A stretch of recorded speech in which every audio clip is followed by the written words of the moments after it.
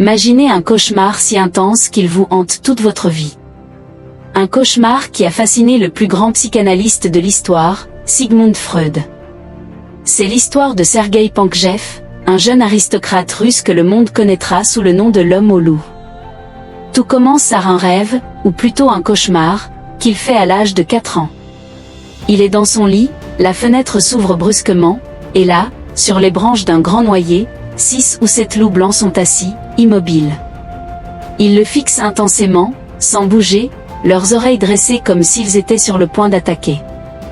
Le jeune Sergueï est terrifié. Il hurle, et ce cri résonnera pour le reste de ses jours. Ce rêve est le point de départ d'une vie entière de souffrance psychologique. Phobie, obsession, dépression sévère. Sergueï est incapable de mener une vie normale.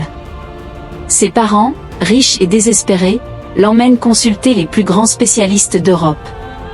Sans succès. Jusqu'en 1910, où il franchit la porte du cabinet de Sigmund Freud à Vienne. Il a alors 23 ans. Freud est immédiatement intrigué. Il sent qu'il tient là un cas exceptionnel, une clé pour comprendre les recoins les plus sombres de l'inconscient humain. L'analyse va durer 4 ans et deviendra l'une des études de cas les plus célèbres et les plus controversées de la psychanalyse. Freud se lance dans un véritable travail de détective psychique.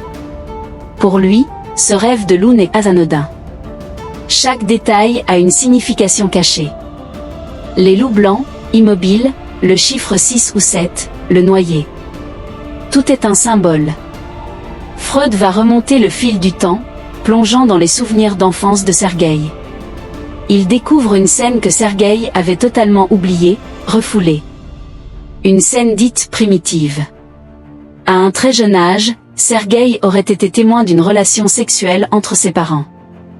C'était trop choquant, trop incompréhensible pour son jeune esprit. Alors, son cerveau a fait ce qu'il sait faire de mieux pour nous protéger, il a caché ce souvenir traumatisant au plus profond de son inconscient. Mais un souvenir refoulé ne disparaît jamais vraiment. Il cherche toujours à remonter à la surface, souvent sous une forme déguisée. Et c'est là que les loups entrent en jeu. Selon Freud, le rêve des loups est la transformation de cette scène traumatisante. La peur et l'excitation ressenties à l'époque se sont métamorphosées en cette image terrifiante de loup silencieux et menaçant. Le loup, animal sauvage et prédateur, devient le symbole parfait de cette pulsion brute et incompréhensible. C'est comme si l'inconscient de Sergueï avait créé un film d'horreur personnel pour exprimer une vérité qu'il ne pouvait pas affronter directement. Cette analyse est révolutionnaire. Freud utilise le cas de l'homme au loup pour étayer ses théories sur le complexe d'Édipe, la sexualité infantile et le rôle du refoulement dans les névroses. Pour lui, le cauchemar de Sergueï n'est pas juste un mauvais rêve, c'est une fenêtre ouverte sur les mécanismes secrets de notre esprit.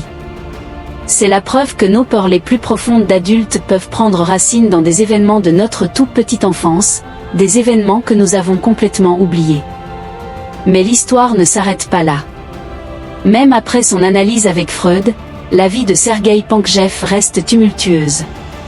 Il perd sa fortune dans la révolution russe, sa sœur et sa femme se suicident. Il continuera à voir des analystes toute sa vie, devenant une sorte de professionnel du divan, toujours obsédé par son rêve de loup. Certains critiques diront que Freud a peut-être trop projeté ses propres théories sur Sergueï, qu'il a suggéré cette interprétation. Mais qu'on y croit ou non, l'histoire de l'homme au loup reste une saga psychologique fascinante. Elle nous montre à quel point notre esprit est complexe, capable de construire des récits et des symboles incroyables pour nous protéger de nous-mêmes. C'est un rappel puissant que nos cauchemars les plus étranges peuvent parfois cacher nos vérités les plus profondes. Merci d'avoir regardé cette vidéo. Si ces explorations de la psyché humaine vous intéressent, n'hésitez pas à vous abonner pour ne pas manquer les prochaines. À très bientôt.